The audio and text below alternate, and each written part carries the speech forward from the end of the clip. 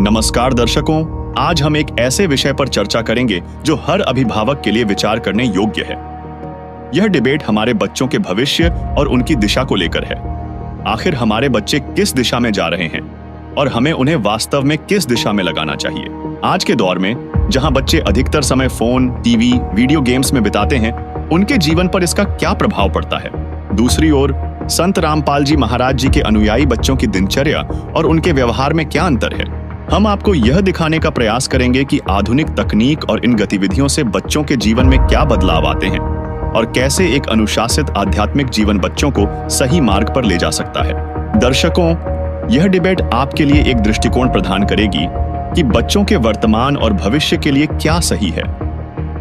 आज के बाद आप भी अपने बच्चों की परवरिश को लेकर एक नई दिशा में सोचने को प्रेरित होंगे। तो आइए शुरू करते हैं आज की डिबेट, जिसे देखने के बाद आप स्वयं यह निर्णय करेंगे कि वास्तव में हमें अपने बच्चों को कैसी शिक्षा और संस्कार देने चाहिए। नमस्कार दर्शकों, आज एक बार फिर हम मौजूद हैं खास चर्चा करने के लिए और सतलोक आश्रम में मौजूद है। जी हाँ, सतलोक आश्रम। कुछ बच्चे यहाँ पर आए हैं। अब मैं ये कहना चाहूँगा कि बच्चे जो आए हैं, इनके पेरेंट्स पीछे बैठा रखे हैं।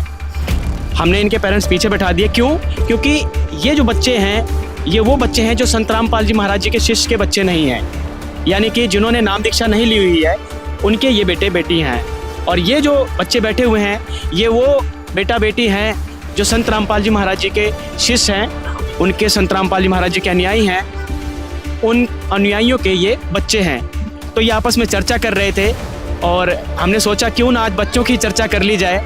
और वैसे चर्चा तो करनी चाहिए, लेकिन हम चर्चा करते थे बड़े बूढ़ों के साथ, यंग लोगों के साथ, लेकिन आज हमारी विशेष चर्चा में शामिल हैं ये वो बच्चे जिनको भगवान का रूप कहा जाता है। ये वो बच्चे हैं, इनके माता पिता ने इतने अच्छे संस्कार दिए हैं। इनके माता पिता ने भी अच्छे संस्कार दिए, इनके माता पिता ने भी अच्छे संस्कार दिए। क्योंकि कहा जाता है कि हरि समागम, जो समागम होता है, हरि कथा होता है, ये मिलना बड़ा दुर्लभ होता है और ये किसी को मिलता है तो बड़ा सौभाग्यवान होता है, भाग्यवान होता है।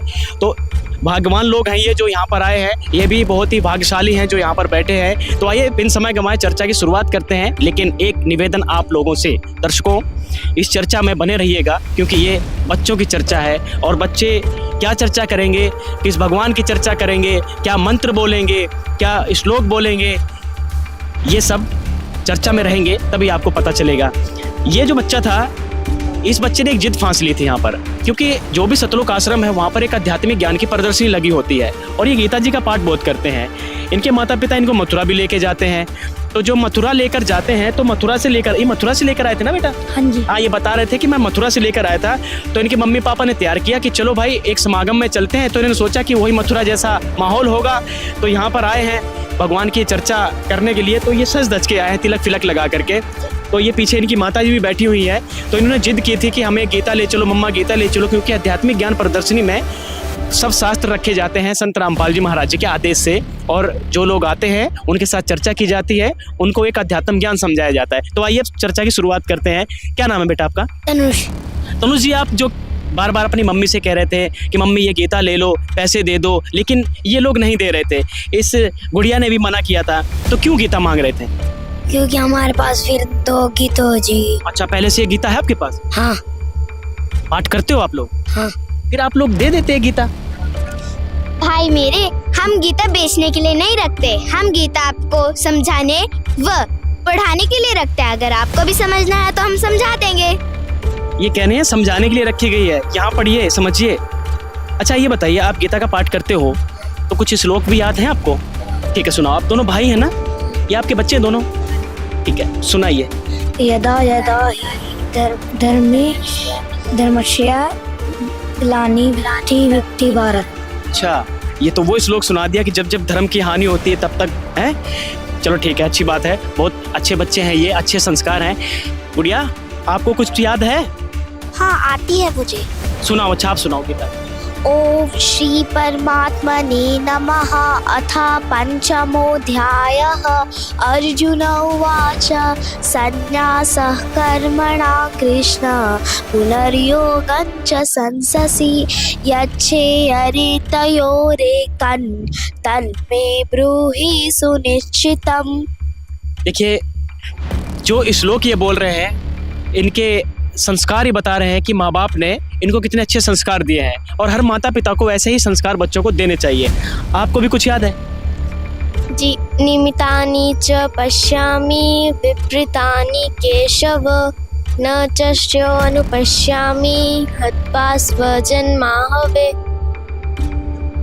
श्लोक सुना है इन्होंने। अब इधर बारी है संत रामपाल जी महाराज जी के शिष्यों की। देखो, उधर से उन लोगों ने श्लोक सुना दिए। आप लोगों को श्लोक आते हैं? आपको आता है? चलो सुनाओ, सुनाओ, बैठे बैठे सुना दो, कोई बात नहीं, सुनाओ। सर्वधर्मात् प्रत्येकम् एकम शरणं व्रज। अच्छा, आपको आता है? क्या आता है? चौथे अध्याय का 5वां श्लोक आता है। सुनाइएगा। बहुनी में व्यतीतानि जन्मानि तव च अर्जुन तानि अहम वेद सर्वाणि न त्वयं वेदत्य परंतप। इसका मतलब क्या है? जरा हिंदी अनुवाद भी कर दो। इसका मतलब यह है कि हे परंतप अर्जुन, तेरे और मेरे बहुत से जन्म हो चुके हैं, उन सबको तू नहीं जानता, केवल मैं जानता हूँ। अच्छा, गजब की गीता याद है संत रामपाल जी महाराज जी के शिष्यों को। अच्छा, आप लोगों ने सुना है, आपको हिंदी पता है?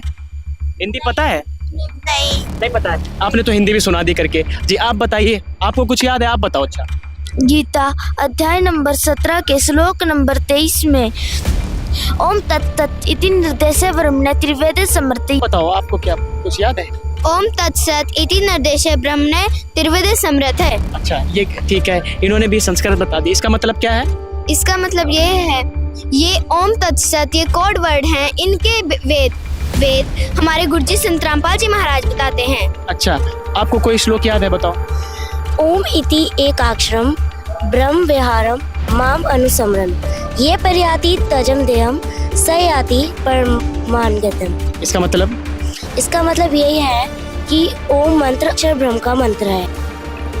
चलिए, देखिए, बहुत अच्छे ढंग से इन्होंने जो कुछ हिंदी अनुवाद भी किया, क्योंकि बच्चे हैं और बच्चों की भाषा बच्चे अपनी भाषा में बोलते हैं, और जिस तरीके से इनको एक गाइडलाइन दी जाती है, गाइड किया जाता है, उस हिसाब से बच्चे आगे बढ़ते हैं। तो अब चलते हैं, चर्चा को आगे बढ़ाते हैं। अच्छा बच्चों, आप लोग क्या जाप करते हो? राधे राधे राधे। आप क्या करते हो? सत साहिब का जाप करते हैं लोग। ये सत साहिब क्या होता है? सत साहिब क्या होता है? सत साहिब क्या होता है? बताओ भाई, आप बताओगे? चलो ठीक है, आप बताओ, सत साहिब क्या होता है? हमारे सतगुरु रामपाल जी भगवान ने, तेज बोलो। हमारे सतगुरु रामपाल जी भगवान ने सत साहिब का मतलब बताया है सच्चे परमात्मा का नाम। सच्चे परमात्मा का नाम बताया है संत रामपाल जी महाराज जी ने, ये बता रही हैं सत साहिब का मतलब सच्चे परमात्मा का नाम। जी, ये राधे राधे क्या होता है? अच्छा, अब आप पूछ रही राधे राधे क्या होता है? ये राधे राधे का मतलब क्या होता है? हम राधे राधे का जाप इसलिए करते हैं क्योंकि हमारे पास श्री कृष्ण जी आ जाएंगे। अच्छा, कृष्ण जी आ जाएंगे, राधे राधे इसलिए करते हो? हाँ, इसलिए करते हैं राधे राधे। आप बताओ, राधे राधे का जाप करते हैं आप, सत साहिब बोलते हो क्या? ये क्या बात हुई? राधे राधे का जाप करने से श्री कृष्ण कहाँ से आ जाएंगे? अगर कोई मुझे बुलाने के लिए मेरे पापा का नाम इस्तेमाल करेगा तो मेरे पापा आएंगे, ना कि मैं। और अगर कोई मेरा नाम इस्तेमाल करेगा तो मैं आऊंगी। इसका मतलब तो यह हुआ कि राधे राधे का जाप करने से राधे जी आएंगे। यानी राधे राधे का जाप करने से राधे राधे आएंगे। नाम जपते हैं राधे राधे और इष्ट देव बताते हैं अपने कृष्ण जी को। ये तो देखिए, इन्होंने कहा कि राधे राधे जपेंगे तो राधे माता आएंगी ना, कृष्ण जी तो नहीं आएंगे ना। ये कह रही मेरे पिता को बुलाएंगे तो नहीं, पिताजी आएंगे, मैं थोड़ी ना आ जाऊंगी। क्या नाम है आपका? मेरा नाम क्या नाम है आपका? करिश्मा दास। करिश्मा नाम है, करिश्मा दासी नाम है। अच्छा, आप क्या कहना चाहेंगे? राधे राधे का जो जाप करते हैं आप लोग, और इन्होंने बताया कि हम जो जाप करते हैं जो हमारे गुरुजी ने दे रखा है, यानी सत साहिब भी कोड वर्ड में बता रखा है, ये तो हम बाद में पूछ लेंगे। गुड़िया, आप काफ़ी देर से बैठी हो, क्या नाम है आपका? सुनाया। कुछ आता है आपको भी? थोड़ा तेज बोलो, क्या आता है? ओम भूर्भुवः स्वः। सुनाओ। अच्छा, ओम भूर्भुवः स्वः। ओम भूर्भुवः स्वः तस्संगु प्रेण्यं पर्को देवर्ष धीमहि यो यो न पचम। ओम शांति शांति। देखिए इन्होंने गायत्री मंत्र सुना दिया है, गायत्री मंत्र इन्होंने सुनाया है। चलिए अब जरा जानते हैं गायत्री मंत्र आप लोगों को आता है क्या? आता है? आता है? सुनाओ। ए मेरी छोटी बहन, आप तो गायत्री मंत्र भी गलत गा रहे हो। हमारे गुरुजी संत रामपाल जी महाराज बताते हैं कि यजुर्वेद अध्याय 36 के 3 में ये साफ साफ लिखा गया है कि वह भूर्भुवः स्वः होता है, ना कि ओम भूर्भुवः स्वः। अच्छा, ओम नहीं लगा हुआ इसके आगे? नहीं। देखिए बच्चों से हमें भी बहुत ज्ञान प्राप्त हो रहा है, अद्भुत ज्ञान का नजारा यहाँ देखने को मिल रहा है। और सुनने को जो कान में एक भनक पड़ रही है ना, वो भी हम बहुचकित रह जा रहे हैं, आश्चर्यचकित बातें बता रहे हैं कि ओम नहीं लगा हुआ। आज तक तो हमें यही पढ़ाया गया बच्चों, आपके स्कूल में यही पाठ पढ़ाया जाता है, ये ओम भूर्भुवः स्वः पढ़ाया जाता है ना। लेकिन ये कहती हैं कि यजुर्वेद का अध्याय नंबर 36 का 3 मंत्र है, उसमें ओम नहीं लगा हुआ है, ओम नहीं लगा हुआ है, उसमें सिर्फ भूर्भुवः स्वः से स्टार्ट होता है। वाकई में बहुत अद्भुत जानकारी यहाँ हमें भी मिली। दर्शकों इस डिबेट में बने रहिएगा, बड़ी रोचक ये चर्चा है बच्चों की। तो हम इस चर्चा में अब आगे बढ़ते हैं। बेटा आप बैठे हो काफ़ी देर से, कुछ आप भी सुना दो, क्या आता है आपको? मुझे हनुमान चालीसा आती है। हनुमान चालीसा आती है, सुना दो। अच्छा। जय हनुमान ज्ञान गुण सागर, जय कपीस लोको उजागर, रामदूत कृत बलधामा, अंजलि पुत्र पवन सुतधामा। जी बहुत देखो देखो, इनकी एक लय में बोलना ही ये साफ जाहिर हो रहा है कि इनको पूर्णतः पूरी तरीके से हनुमान चालीसा रटी हुई है। बहुत अच्छे संस्कार इनके माता पिता ने दिए हैं। जी हनुमान चालीसा पढ़ रहे हैं ये, क्या गुड़िया कहोगी आप? आप हनुमान चालीसा तो पढ़ रहे हैं, आपको क्या पता है कि मतलब जो हनुमान जी है वो किसकी भक्ति करते हैं? अच्छा, हनुमान जी किसकी भक्ति करते हैं बता दो जरा। राम जी की। राम जी की? राम जी की करते हैं। राम जी करते हैं। जय श्री राम। जय श्री राम। राम जी की भक्ति करते हैं, जय श्री राम का नारा भी लग चुका है। अब आप बताओ, ये जय श्री राम नारा लगा के और इन्होंने बता दिया हनुमान जी तो राम जी की भक्ति करते हैं, क्या कहना चाहेंगे आप? फिर राम जी किसकी करते हैं? फिर राम जी किसकी करते हैं भाई, पता है? हमें नहीं पता। किसी को नहीं पता हमें आप बता दो। आप बता दो। तो हम यही तो बताना चाह रहे हैं कि असली राम कौन है। श्री राम कौन है ये बताना चाह रहे हैं। आप बता दो। बता दो, आप बता दो। बताते हैं। रुको। बताओ भाई असली राम कौन है। ये बहुत ही महत्वपूर्ण डिबेट एक अद्भुत तरीके से आगे बढ़ रही है। कौन है असली राम, कौन बताना चाहेगा? जी बताओ। एक राम दशरथ का बेटा, एक राम घट घट में बैठा, एक राम ने सकल पसारा, एक राम इन सबसे न्यारा। ये तो बहुत सारे राम निकल के आ गए, बहुत सारे राम निकल के आ गए ना बच्चों। ये इतने राम कैसे फिर? अच्छा इतने राम है, यानी एक राम दशरथ का बेटा, एक राम घटघट में बैठा और एक राम का सकल पसाया, और आगे एक राम इन सबसे न्यारा। ओहो, ये तो बहुत सारे राम निकल के आ गए। आप बहुत छोटी हो, आपने भी नाम दीक्षा ले रखी है संत रामपाल जी से? हाँ। अच्छा, क्या नाम है आपका? मुक्ति। मुक्ति। मुक्ति पाकर जाओगे संत रामपाल जी से, हैं? अच्छा हाँ, ये बताओ मुक्ति जी, फिर असली राम कौन है, वो क्या नाम है उसका? संत कबीर साहब। कबीर साहब बताया इन्होंने असली राम। बड़ी छोटी सी नन्ही मुन्नी गुड़िया कबीर साहब बता रही है असली राम को।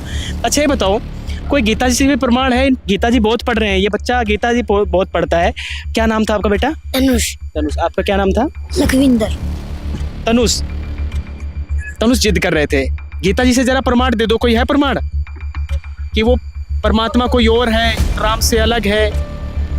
उत्तम पुरुष है तो अन्य, परमात्मा इधि उधारते, यह लोग आवेश भरती अवेश्वर है। मतलब इसका क्या हुआ? कि उत्तम परमात्मा पूर्ण ब्रह्म तो कोई और ही है।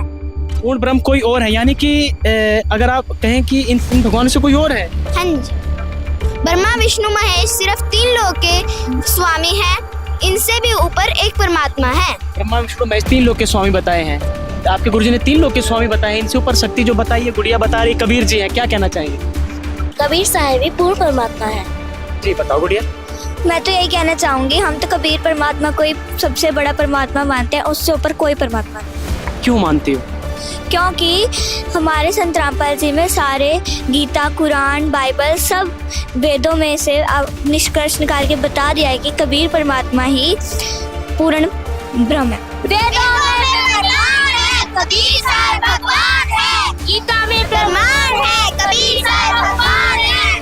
कुरान शरीफ में प्रमाण है, कबीर साहब भगवान है। अच्छा, आप ये चीज बता रहे हो, आपको रटाई गई है, कुरान शरीफ में भी प्रमाण है, बाइबल में भी प्रमाण है, कबीर साहब भगवान है, वेदों में भी प्रमाण है।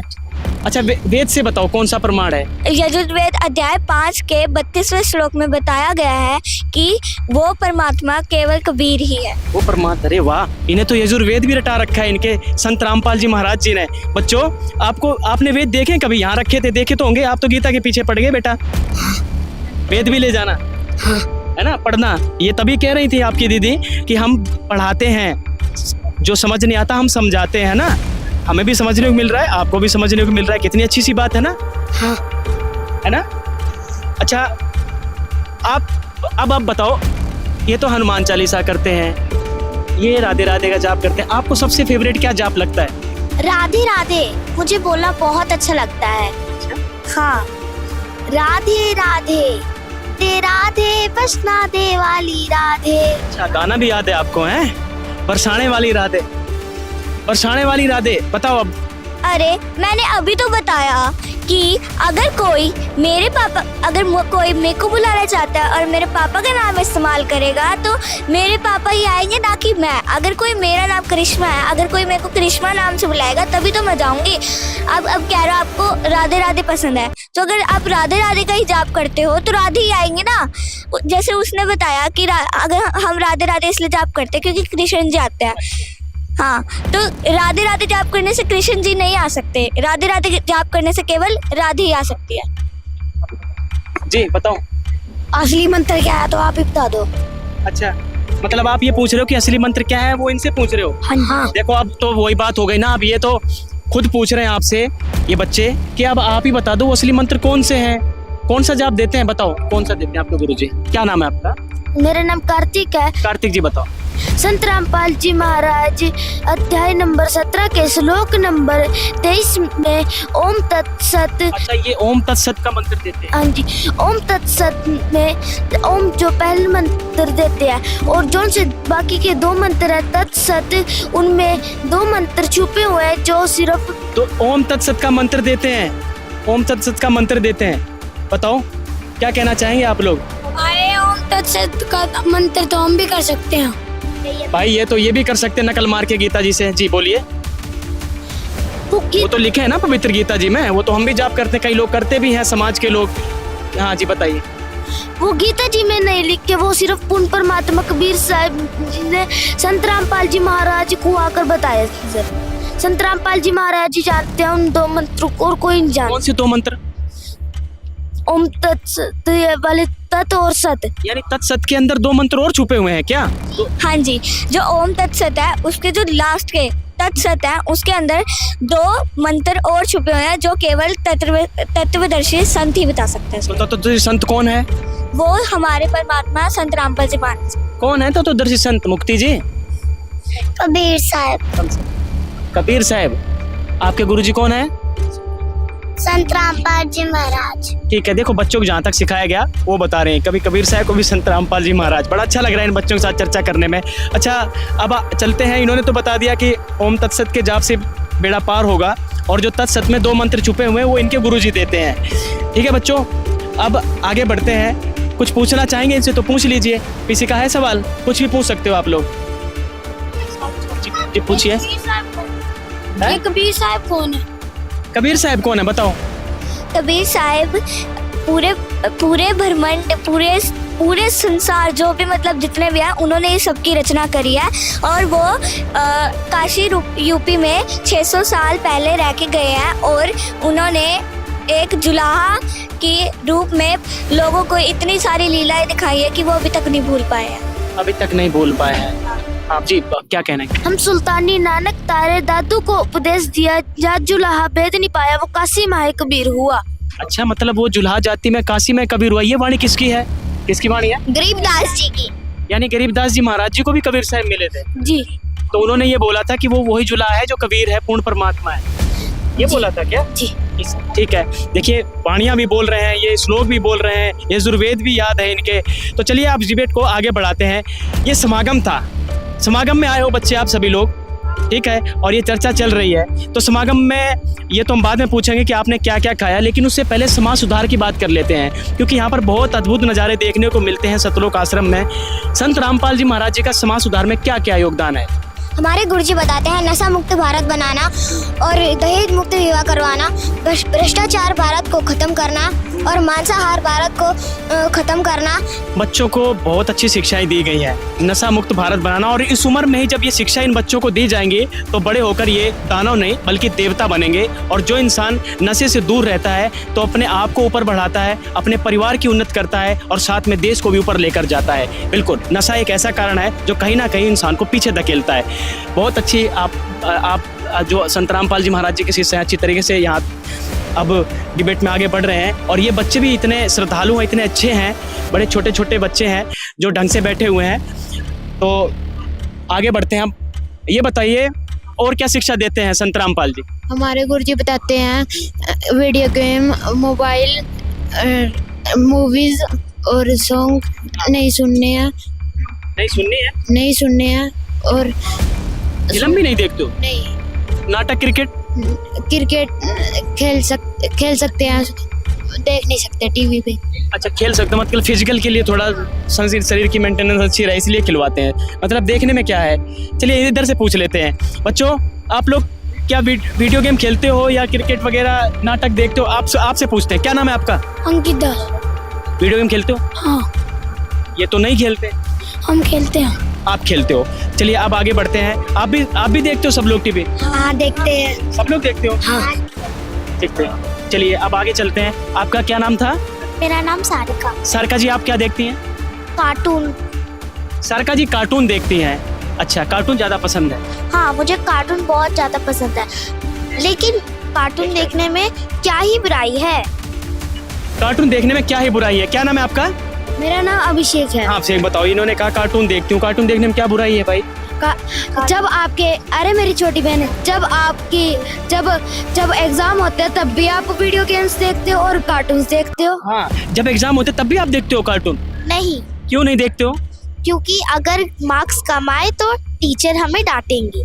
भाई बिल्कुल बात सही है। ये तो हम भी नहीं देखते थे ना, ये लोग देखते हैं। जाहिर सी बात है, जब बच्चों के पेपर होते हैं तो नहीं होते, क्योंकि मार्क्स अगर कम आएंगे तो पिटाई भी होगी और डांट भी पड़ेगी, घर से भी डांट पड़ेगी। क्या कहना चाहेंगे? कि अगर आप भक्ति के लिए टाइम नहीं निकालोगे तो हमको भगवान डांटेंगे। देखिए, भक्ति के लिए अगर टाइम नहीं निकालोगे तो भगवान डांटेंगे, और यहाँ पर जो पढ़ाई के लिए जो इन्होंने टाइम नहीं निकाला, कार्टून देखते रहे, तो टीचर डांटेंगे। बहुत ही अच्छा ज्ञान है इनको। तो चलिए ठीक है, अब आगे बढ़ते हैं। बताइए। मानव जन्म दुर्लभ है, मिले न बारंबार, जैसे तरवार से पत्ता टूट गिरे, पहुंच न लगता डार। हे मेरे भाई बहनों, अपना एक एक श्वास बिल्कुल मत वेस्ट करो, क्योंकि मानव जन्म बहुत दुर्लभ है।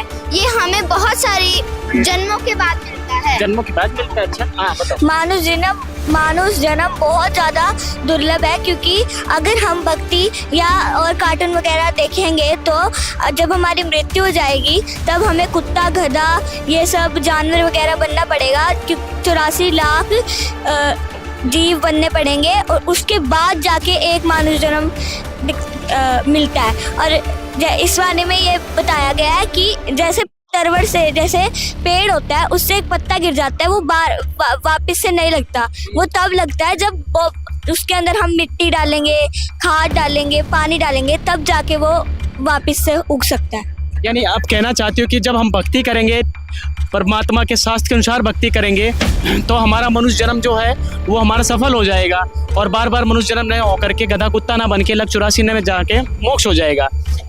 जी बताइए। हमें एक एक श्वास में भक्ति करनी चाहिए, एक भी श्वास हमारा वेस्ट नहीं करना चाहिए। हमें क्या कहना चाहिए? कह रहे हैं एक श्वास भक्ति करनी चाहिए। आप भी संत रामपाल जी के शिष्य हैं।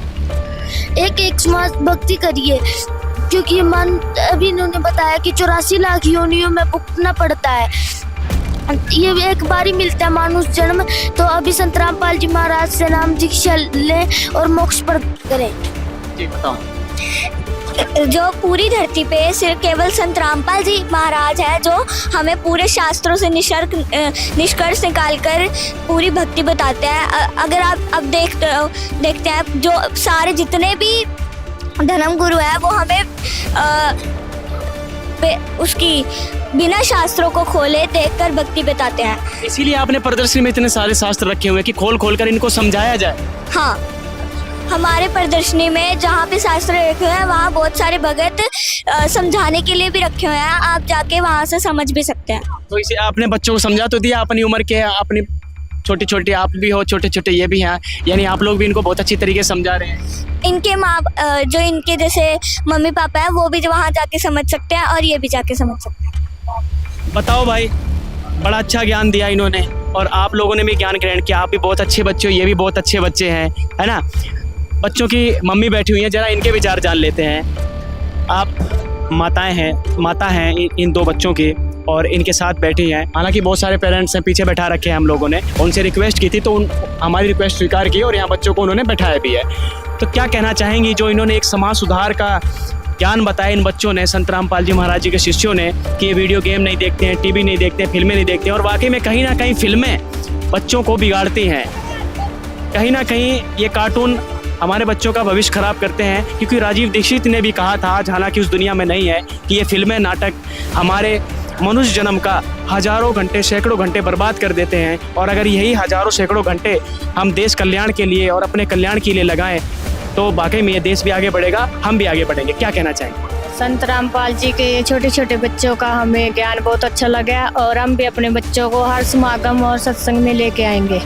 देखिए, इन्होंने जो कहा है कि इनको एक उम्मीद की, आशा की किरण जगी कि वाकई में हमारे बच्चे भी कहीं ना बिगड़ जाएं और हम हर समागम में लेके आएंगे। अगर कोई स्थान है तो वो संत रामपाल जी महाराज जी का स्थान है, जो हमने देखा है और इन बच्चों के मुख से सुना भी है और ये बताया भी आपको। तो इस डिबेट का यही निष्कर्ष है कि बच्चे जो सुधर सकते हैं वो सिर्फ और सिर्फ संत रामपाल जी महाराज जी के आश्रम में आकर उनसे ज्ञान ग्रहण करके सुधर सकते हैं। हालांकि बहुत ऐसे संत हैं जो मांस को भी छुड़वाते हैं और शराब से भी छुटवाते हैं, बहुत ऐसी संस्थाएं हैं जो अच्छा काम कर रही हैं। लेकिन हम जब सतलोक आश्रम में आते हैं तो ये चीज़ देखने को मिलती है कि कई वर्षों से जो शराब नहीं छोड़ना चाहते थे, जब हम इंटरव्यू सुनते हैं उनका, कई वर्षों से जो लोग नशा नहीं त्याग पा रहे हैं उनका पल भर में नशा छूट जाता है। ना जाने क्या पावर है, ये तो आगे चर्चा करते रहेंगे। और इस चर्चा में बस इतना ही, लेकिन जाते जाते आप भी कमेंट बॉक्स में ज़रूर बताइएगा, आप अपनी राय ज़रूर दीजिएगा कि चर्चा कैसी लगी और कैसा निष्कर्ष रहा। फिर मिलेंगे एक नई चर्चा के साथ, दीजिए इजाज़त, तब तक के लिए नमस्कार।